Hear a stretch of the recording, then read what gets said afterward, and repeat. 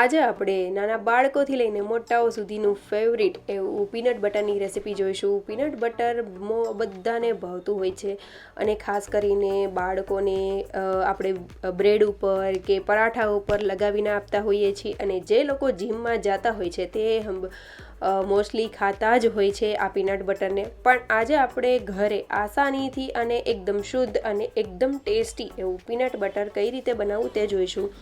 બહુ સરળ અને બહુ આસાનીથી બની જાય છે, તો વિડીયોને એન્ડ સુધી જોતા રહેજો. ક્રન્ચેક્સ પીનટ બટરની રેસીપી આપણે આજે જોઈશું, તો જરૂરથી એન્ડ સુધી જોજો. તમારું સ્વાગત છે મારી ચેનલમાં અને આપ સૌને મારા જય શ્રી કૃષ્ણ. તો ચાલો શરૂ કરીએ આજની આ રેસીપી. તો સૌથી પહેલાં પીનટ બટર માટેની આપણે મેઇન ઇન્ગ્રીડિયન્ટ લઈ લેશું, તો તે છે મગફળી. તો મેં અહીંયા 2 જાતની મગફળી લીધેલી છે. તમે આમાંથી કોઈ પણ એક જાતની મગફળી લઈ શકો છો. જે મોટા દાણા છે તે ઘરની વાડીની હોય ને એ મગફળી છે.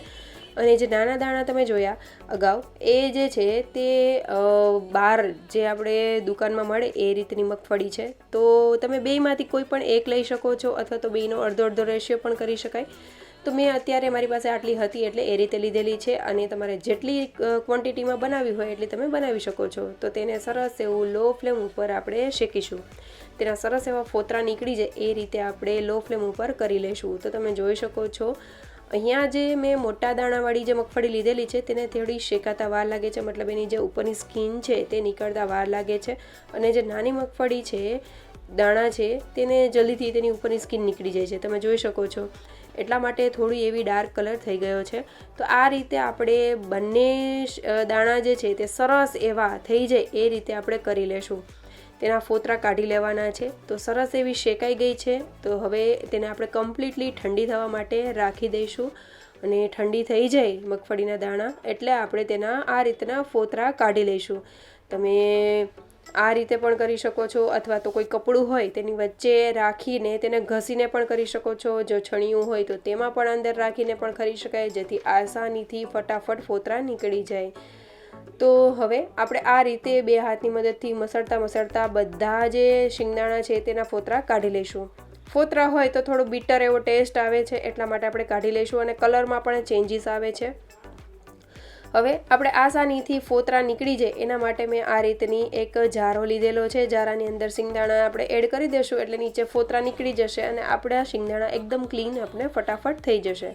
નહીંતર કેવું હોય કે આપણે હાથની મદદથી ઉડાડીને કેવી રીતે કરતા હોય છે તો આજુબાજુનો એરિયા પણ બહુ બધો ફેલાઈ જાય છે.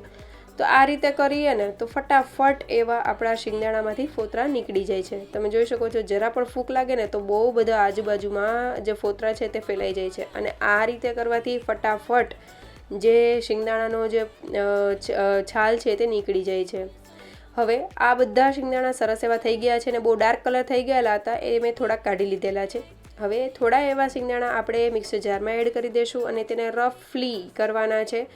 તમે જોઈ શકો છો, આના કરતાં પણ મોટા પીસીસ તમે રાખી શકો છો. તો એવા રફલી એવા આપણે કરીને થોડા સાઈડમાં રાખી દઈશું.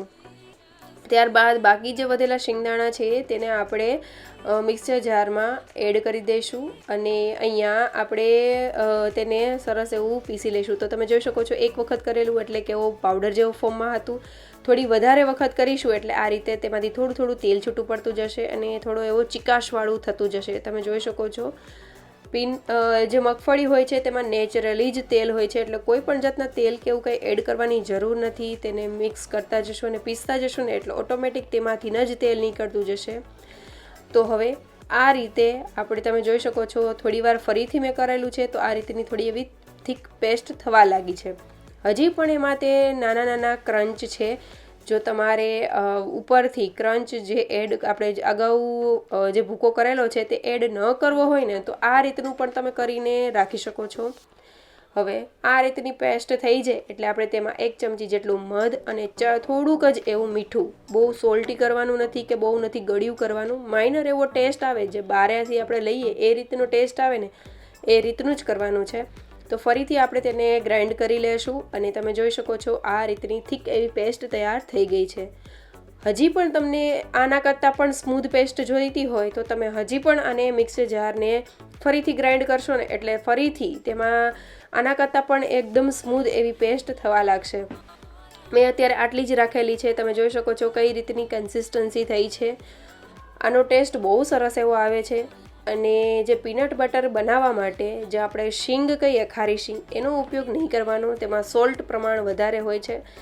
આ રીતે જ બનાવવાનું હોય છે. તો હવે આપણે જે પીનટ બટર છે તેને એક બાઉલમાં કાઢી લઈશું અને થોડો એવો અધકચરો ભૂકો કરેલો હતો તે આપણે આ જે મિક્સચર છે તેમાં એડ કરી દેશું અને સરસ એવું મિક્સ કરી લેશું. તો છે ને આસાન, એકદમ સરળ રીતે પીનટ બટર તૈયાર થઈ જાય છે અને બહાર કરતાં શુદ્ધ પણ છે, ટેસ્ટી પણ એટલું સરસ લાગે છે અને બહાર કરતાં શુદ્ધ અને સસ્તું પણ પડે છે. અને જેવી આપણે ફોર્મમાં જોઈએ એવું આપણે આસાનીથી બનાવી શકીએ છીએ. ત્યારે એવું હોય કે તમારે પીનટ બટર બનાવવું હોય તો સવારે સિંગદાણા શેકીને તેને ઠંડા કરી લો. જ્યારે ટાઈમ મળે ત્યારે તમે એને ગ્રાઇન્ડ કરીને આ રીતે બનાવી શકો છો.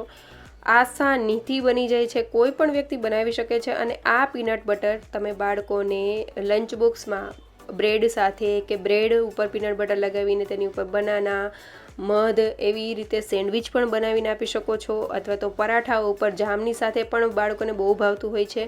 મારી દીકરીને તો જે બીટરૂટ પરાઠા સાથે પીનટ બટર અને જામ બહુ જ ભાવે છે. તમે પણ ક્યારેક ટ્રાય કરજો. તો હવે આ રીતે આપણે પીનટ બટર તૈયાર થઈ ગયું છે તો તેને એક જારમાં એડ કરી દેશું. અને આ જે જાર છે એટલું પીનટ બટર બનેલું છે, તમે જોઈ શકો છો. તો તમે અંદાજો કરી શકો છો કે કેટલું સસ્તું આપણને ઘરે પડે છે અને શુદ્ધ પણ એટલું બને છે. પીનટ બટર ખાવાના ફાયદા પણ ઘણા છે. જે લોકો જિમમાં જતા હોય તે લોકો ખાસ આ પીનટ બટર યુઝ કરતા હોય છે. અને પીનટ એટલે કે મગફળી જે છે તે પ્રોટીનથી ભરપૂર હોય છે, એટલે શરીરને તાકાત આપે છે. અને મગફળી જે છે એવું કહેવાય છે કે તે બદામ, જો મગફળી તમે એક મુઠ્ઠી ખાઓ અને 4 થી 5 બદામ ખાઓ તો બંનેનો એટલો જ ફાયદો આપણા શરીરને મળે છે. મગજ માટે પણ બહુ સારી એવી છે, તે દિમાગ કરે છે અને શક્તિ પણ આપે છે. તમે આનું સ્મૂધી બનાવીને પણ પી શકો છો. બહુ ટેસ્ટી એવું લાગે છે. તો જરૂરથી મારી આજની આ રેસીપી ટ્રાય કરજો અને કેવી લાગી તે મને કમેન્ટ કરીને જરૂરથી જણાવજો. અને જો આજની રેસીપી સારી લાગી હોય તો લાઇક, શેર અને સબસ્ક્રાઈબ કરજો. Thank you for watching.